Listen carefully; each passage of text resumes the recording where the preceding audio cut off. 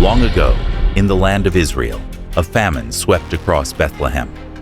A man named Elimelech, along with his wife Naomi and their 2 sons, left their home and journeyed to Moab in search of food and survival. It was in this foreign land that Ruth, a Moabite woman, entered the story. She was an outsider, a woman from a nation that Israel often saw as its enemy. Yet, her choices, her quiet strength, and her unwavering devotion would change everything. Welcome to Echoes of Faith, where faith echoes through time. Ruth married one of Naomi's sons, but tragedy struck. Her husband, his brother, and even Elimelech all died, leaving Ruth, Naomi, and Naomi's other daughter-in-law, Orpah, as widows. In that time, a widow had no protection, no rights, and little hope. Naomi, broken and grieving, decided to return to Bethlehem. She urged her daughters-in-law to stay in Moab, to find new husbands, to build a new life.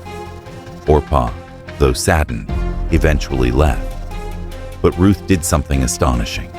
She refused to leave Naomi's side. Her words, simple yet profound, would echo through history. Where you go, I will go. Where you stay, I will stay. Your people will be my people, and your God, my God. This was not just an emotional plea. It was a complete surrender.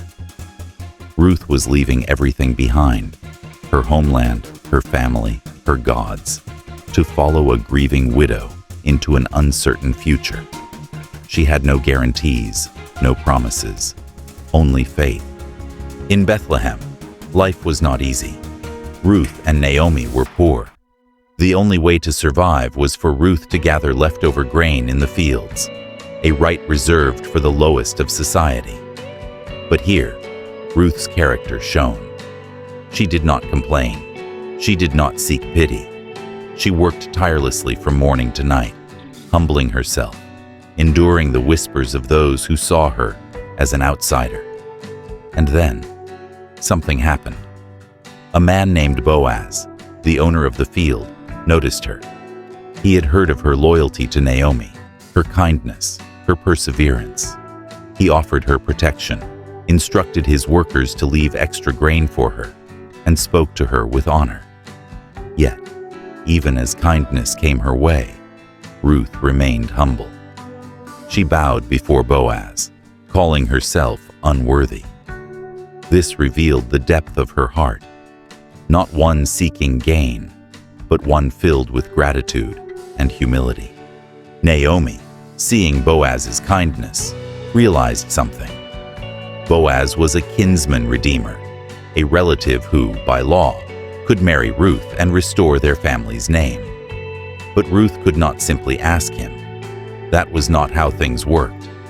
So Naomi instructed her to do something bold, something that could have ended in humiliation. In the stillness of the night, Ruth approached Boaz as he slept on the threshing floor. With quiet reverence, she lay at his feet, an ancient custom symbolizing a request for protection, for marriage. It was an act of faith, of trust. A woman proposing to a man in that culture was unheard of. She was placing her future in his hands. Boaz, moved by her virtue, her dignity, and her faith, did not reject her. Instead, he promised to settle the matter. And he did.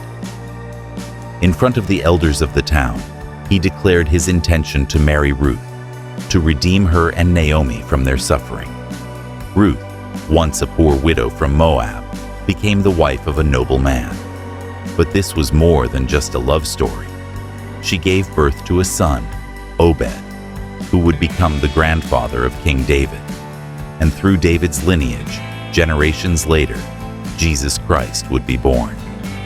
Ruth's quiet faithfulness, her small acts of obedience, her choices made in love and sacrifice, shaped the course of history.